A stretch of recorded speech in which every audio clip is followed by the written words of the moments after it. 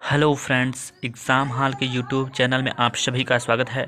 जितने भी विद्यार्थी क्लास 10 की तैयारी कर रहे हैं उन सभी विद्यार्थियों के लिए ये वीडियो काफ़ी महत्वपूर्ण है। इस वीडियो में मैं आप लोगों के लिए हिंदी के 30 महत्वपूर्ण बहुविकल्पी प्रश्न बताऊंगा जो कि आपके एग्ज़ाम के पॉइंट ऑफ व्यू से काफ़ी मोस्ट इंपॉर्टेंट है। ठीक है, तो जैसा कि आप लोग सभी लोग जानते होंगे आपके बोर्ड एग्ज़ाम में अभी ज़्यादा समय नहीं है, तो आपको अभी काफ़ी अच्छी तरीके से पढ़ाई करना होगा, तभी आप जो है एग्ज़ाम को काफ़ी अच्छी तरीके से क्वालिफाई कर पाएंगे। ठीक है, तो चलिए वीडियो को बिना देरी करते हुए वीडियो को स्टार्ट करते हैं। ठीक है, तो चलिए जैसा कि आप लोग यहाँ पर देख सकते हैं, ये है हमारा पहला क्वेश्चन। पहला क्वेश्चन दिया गया है, मेरी तिब्बत यात्रा कृति है। ऑप्शन नंबर ए में है राहुल सागरत्यान की, ऑप्शन नंबर बी में है क्या जयशंकर प्रसाद, और ऑप्शन नंबर सी में है Mahadev Verma, option number D में है क्या रामचंद्र शुक्ल की है। ठीक है, तो आप सभी लोगों को पता होना चाहिए मेरी जो तिब्बत यात्रा जो है वो है राहुल सांकृत्यायन की, यानी ऑप्शन नंबर आपका जो फर्स्ट है वो करेक्ट हो। तो चलिए क्वेश्चन नंबर दूसरे की ओर चलते हैं। क्वेश्चन नंबर दूसरा में क्या दिया गया है, हिंदी का प्रथम नाटक है। ठीक है, आप हिंदी का प्रथम नाटक है। ऑप्शन नंबर ए में है सती प्रताप। ठीक है, ऑप्शन नंबर बी में है क्या कामना, और ऑप्शन नंबर सी में है क्या नहुस, और ऑप्शन नंबर डी में है क्या नल दमयंती। ठीक है, तो आप सभी लोग को जानते होंगे कि हिंदी का जो प्रथम नाटक है वो नहुस है। ठीक है, जो कि गोपाल चंद्र गिरधर दास के द्वारा लिखा गया है। ठीक है, तो यानी ऑप्शन नंबर आपका जो सी है वो करेक्ट हो जाएगा। ठीक है, चलिए क्वेश्चन नंबर तीसरे की ओर चलते हैं। क्वेश्चन नंबर तीसरा में दिया गया है क्या, आवारा मसीहा किस विधा की रचना है। ऑप्शन नंबर ए में है नाटक, ऑप्शन नंबर बी में है क्या उपन्यास, ऑप्शन नंबर सी में है जीवनी, और ऑप्शन नंबर डी में है क्या कहानी है। ठीक है, तो देखिए जो हमारा मसीहा है वो विष्णु प्रभाकर जी के द्वारा लिखा गया है, और ये विधा की यदि इसकी बात करें तो ये जीवनी विधा की रचना है। किस विधा की रचना है, जीवनी विधा, यानी ऑप्शन नंबर आपका जो सी है वो करेक्ट हो जाएगा। ठीक है, चलिए क्वेश्चन नंबर चौथे की ओर चलते हैं। क्वेश्चन नंबर चौथा में आप देख सकते हैं यहाँ पर दिया गया है, रीतिकाल का अन्य नाम। ठीक है, मतलब रीतिकाल का जो है वो अन्य नाम क्या है। ठीक है, ऑप्शन नंबर ए में है स्वर्ण काल, ऑप्शन नंबर बी में है क्या उद्भव काल, ऑप्शन नंबर सी में है क्या श्रृंगार काल, और ऑप्शन नंबर डी में है क्या संक्रांति काल। ठीक है, तो आप सभी लोग जानते होंगे रीति काल का एक और नाम है जिसे हम लोग श्रृंगार काल के नाम से भी जानते हैं। हालांकि यहाँ पे श्रृंगार जो है वो ऐसा लिखा जाता है श्रृंगार। ठीक है, ये एक्स्ट्रा नहीं रहेगा, यहाँ पे थोड़ा पंक्चुएशन में मिस्टेक है। ठीक है, यानी ऑप्शन नंबर आपका जो सी है वो हो जाएगा करेक्ट हो जाएगा। ठीक, चलिए क्वेश्चन नंबर 5 की ओर चलते हैं। क्वेश्चन नंबर 5 में आपका दिया गया है, गबन उपन्यास के लेखक हैं। ठीक है, यानी गबन जो रचना है उस उपन्यास मतलब जो गबन है वो उपन्यास विधा की रचना है, इसके लेखक कौन है यही आपको बताना है। ऑप्शन नंबर ए में है निराला, ऑप्शन नंबर बी में है क्या जयशंकर प्रसाद, और ऑप्शन नंबर सी में है प्रेमचंद्र, और ऑप्शन नंबर डी में है क्या महादेवी वर्मा। ठीक है, तो आप सभी लोग जानते होंगे कि गबन जो रचना है वो प्रेमचंद्र जी के द्वारा लिखा गया है, यानी ऑप्शन नंबर आपका जो सी है वो करेक्ट हो जाएगा। ठीक है, चलिए क्वेश्चन नंबर 6 की ओर चलते हैं। क्वेश्चन नंबर 6 की ओर चलते हैं भाई। क्वेश्चन नंबर 6वां में क्या बोल रहा है, कमल का सिपाही किस विधा की रचना है। ऑप्शन नंबर ए में है आत्मकथा, ऑप्शन नंबर बी में है नाटक, और ऑप्शन नंबर सी में है क्या उपन्यास, और ऑप्शन नंबर डी में है क्या निबंध है। ठीक है, तो देखिए जो गबन है मतलब कि सॉरी कमल का सिपाही जो रचना है वो कमल का सिपाही किस विधा की रचना है, तो ये है उपन्यास विधा की रचना है। किस विधा की रचना है, तो उपन्यास विधा की रचना है। ठीक है, आई होप आप सभी को इतना तो काफ़ी अच्छे से क्लियर हो गया होगा। ठीक है, चलिए क्वेश्चन नंबर 7 की ओर चलते हैं भाई। क्वेश्चन नंबर 7 की ओर चलते हैं। क्वेश्चन नंबर 7 में क्या दिया गया है, किन्नर देश में रचना किस विधा की रचना है, यानी किन्नर देश में जो रचना है वो किस विधा की रचना है। ऑप्शन नंबर ए में है उपन्यास, ऑप्शन नंबर बी में है क्या महाकाव्य, और ऑप्शन नंबर सी में है क्या आत्मकथा, और ऑप्शन नंबर डी में है क्या यात्रावृत्त। ठीक है, तो देखिए किन्नर देश की जो रचना है वो है यात्रावृत्त है, यात्रावृत्त विधा की रचना है, यानी ऑप्शन नंबर आपका जो डी है वो करेक्ट हो जाएगा। ठीक है, तो चलिए अब हम लोग चलेंगे क्वेश्चन नंबर 8 की ओर। ये है आपका क्वेश्चन नंबर 8वां। क्वेश्चन नंबर 8 में क्या दिया गया है वट वृक्ष के रचनाकर हैं, यानी वट वृक्ष जो रचना है उसके रचनाकर कौन है। ऑप्शन नंबर ए में है Mahadev Verma, option number B में क्या दिनकर यानी रामधारी सिंह दिनकर। ठीक है, ऑप्शन नंबर सी में है जयशंकर प्रसाद, और ऑप्शन नंबर डी में है क्या अज्ञेय। ठीक है, तो देखिए जो वटवृक्ष है यानी कि वटवृक्ष जो रचना है उसके रचनाकर जी हैं दिनकर जी, जिनका पूरा नाम है रामधारी सिंह दिनकर। ठीक है, ठीक है, यानी ऑप्शन नंबर आपका जो बी है वो करेक्ट हो जाएगा। ठीक है, चलिए क्वेश्चन नंबर 9 की ओर चलते हैं। क्वेश्चन नंबर 9 में क्या दिया गया है, पथ के साथी किस विधा की रचना है। ठीक है, पहले तो आप लोग ये बताइए कमेंट बॉक्स में कि पथ के साथी जो रचना है वो इसको लिखा किसने है। ठीक है, ये आप लोग कमेंट बॉक्स में बताएंगे। ठीक है, ये आपका काम है। तो ऑप्शन नंबर ए में दिया गया है संस्मरण, और ऑप्शन नंबर बी में है क्या आत्मकथा, ऑप्शन नंबर सी में है क्या रेखा चित्र, और ऑप्शन नंबर डी में है क्या नाटक है। ठीक है, तो देखिए जो पद के साथ ही जो रचना है ये महादेव वर्मा का है, और यदि इसकी विधा की बात करें, ठीक है, तो ये संस्मरण विधा की रचना है, यानी ऑप्शन नंबर आपका जो ए है वो करेक्ट हो जाएगा। ठीक है, चलिए क्वेश्चन नंबर 10 पे क्यों चलते हैं। क्वेश्चन नंबर 10 में क्या दिया गया है, शुक्ल युग की समय सीमा कब से कब तक मानी जाती है। आई होप आप सभी को ये तो याद होगा, शुक्ल युग की समय सीमा कई बार मैंने बताया है और आप लोगों ने पढ़ा भी होगा। ठीक है, तो ऑप्शन नंबर ए में दिया गया 1968 ईस्वी से 1970 ईस्वी तक। ऑप्शन नंबर बी में है क्या 1919 से 1938 ईस्वी तक, और ऑप्शन नंबर सी में है 1900 से 1922 ईस्वी तक। ऑप्शन नंबर डी में है क्या 1938 से 1947 ईस्वी तक। ठीक है, तो आप सभी लोग जानते होंगे शुक्ल युग की जो समय सीमा है वो है 1919 से 1938 ईस्वी तक मानी जाती है, यानी ऑप्शन नंबर आपका जो बी है वो करेक्ट हो जाएगा। ठीक है, चलिए क्वेश्चन नंबर हम लोग 11 में की देखते हैं अभी।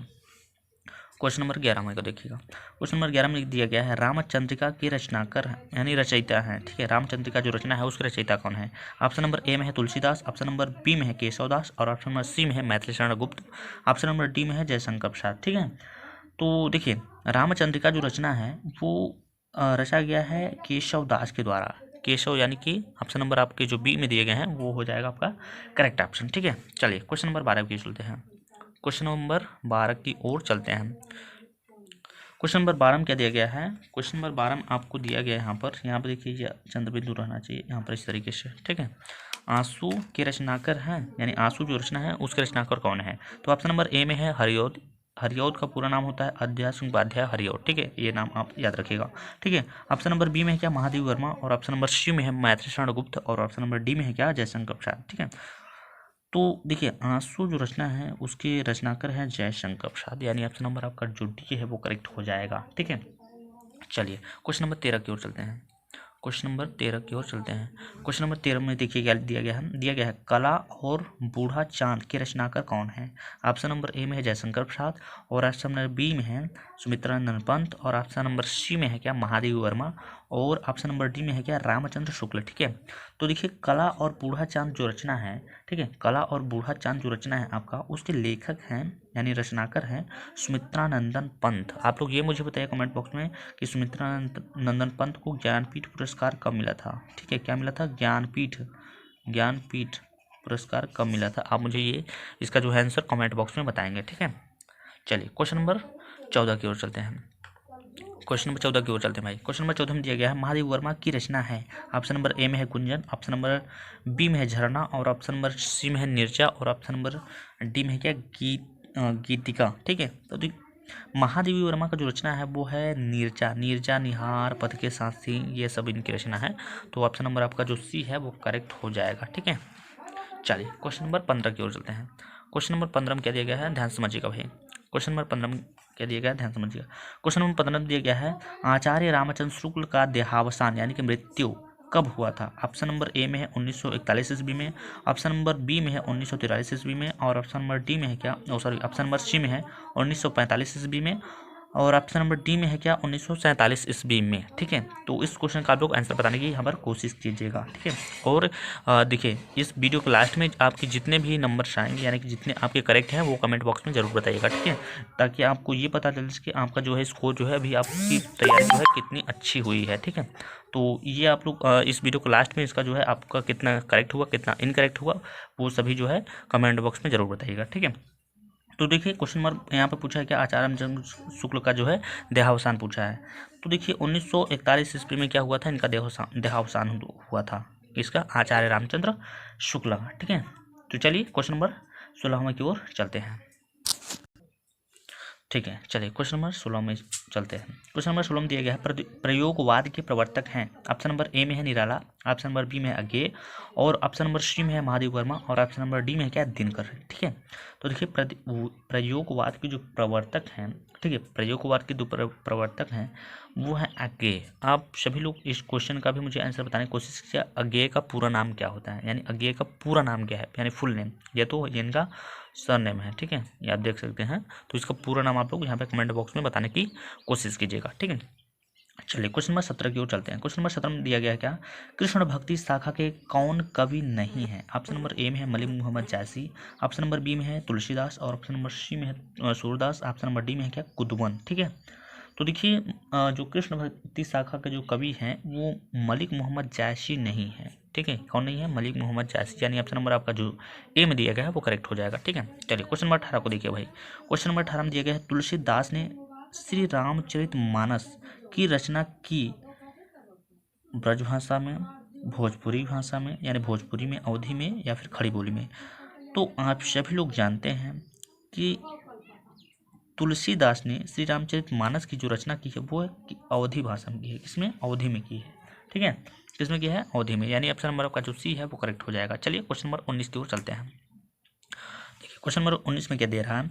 हिंदी जागरण के अग्रदूत थे। ऑप्शन नंबर ए में है भूषण, ऑप्शन नंबर बी में है भारतेंदु हरिश्चंद्र, और ऑप्शन नंबर सी में है मतीराम, ऑप्शन नंबर डी में है गंग कवि, ठीक है। तो देखिए हिंदी जागरण के जो अग्रदूत हैं थे वो थे भारतेंदु हरिश्चंद्र। कौन थे? भारतेंदु हरिश्चंद्र, यानी ऑप्शन नंबर आपका जो बी है वो करेक्ट हो जाएगा, ठीक। चलिए क्वेश्चन नंबर 20 में की ओर चलते हैं। क्वेश्चन नंबर 20 की ओर चलते हैं भाई। क्वेश्चन नंबर 20 में क्या दिया गया है? किस कवि को हिंदी का प्रथम कवि माना जाता है?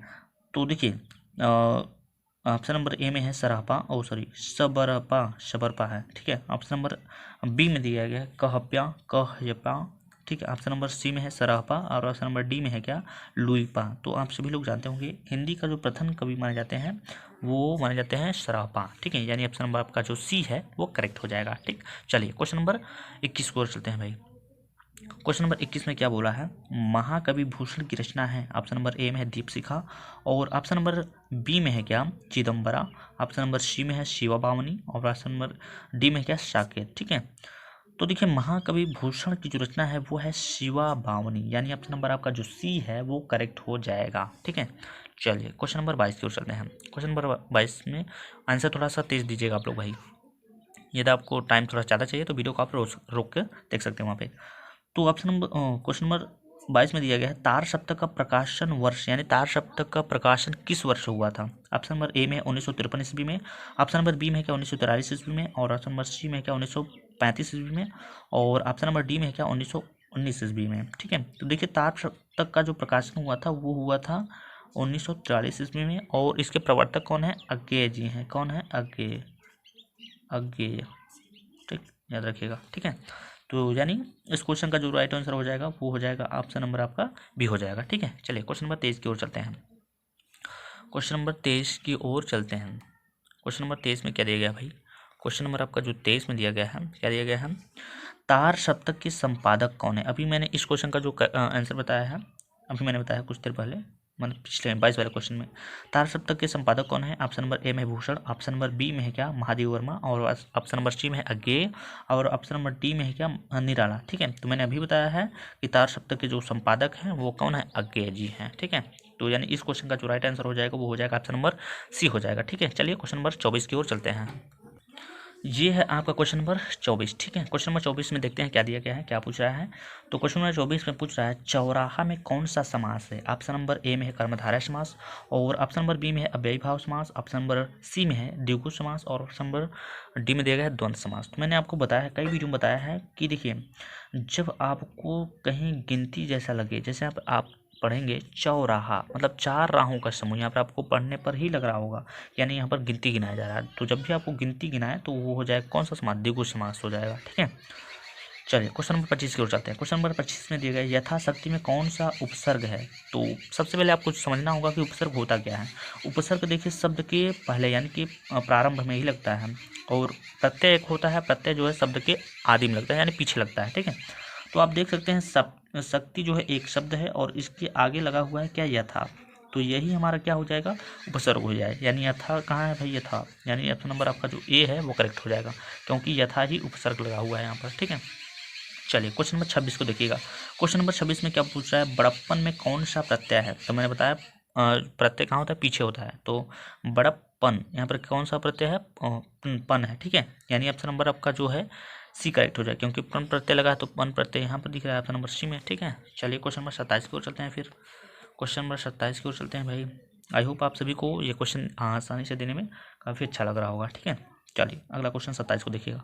27 में दिया गया है गांव का तत्सम रूप है, यानी गांव का जो तत्सम रूप है वो कौन सा है। ऑप्शन नंबर ए में है चर्म, और ऑप्शन नंबर बी में है ग्राम, और ऑप्शन नंबर सी में है त्वरित, और ऑप्शन नंबर डी में है घृत। ठीक है, तो आप सभी लोग जानते होंगे कि गाँव को हम लोग ग्राम भी बोलते हैं, और ये आपका है संस्कृत वाला शब्द। ये देखिए है आपका क्या तद्भव है भाई, और ये है तत्सम। तत्सम मतलब संस्कृत के शब्द, और तद्भव मतलब हिंदी के शब्द। ठीक है, जो कि संस्कृत से रूप बदल कर आते हैं उसे हम लोग क्या बोलते हैं, तद्भव बोलते हैं। यानी ऑप्शन नंबर आपका जो बी है वो करेक्ट हो जाएगा। ठीक है, चलिए क्वेश्चन नंबर 28 की ओर चलते हैं भाई।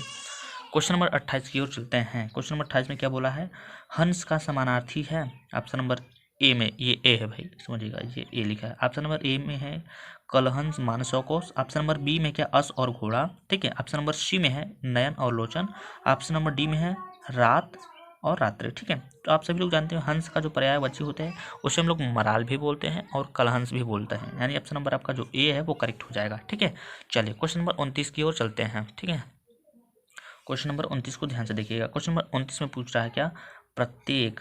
ठीक है, प्रत्येक में कौन सा संधि है। ऑप्शन नंबर ए में है वृद्धि संधि, ऑप्शन नंबर बी में है क्या दीर्घ संधि, और ऑप्शन नंबर सी में है जड़ संधि, और ऑप्शन नंबर डी में है क्या अयादि संधि। तो आप सभी लोग जानते होंगे जब भी कभी भी आपको आधा आधा दिखाई दे, य पर आधा या फिर व पे आधा, तो आपको एकदम मार देना होगा जड़ संधि पे।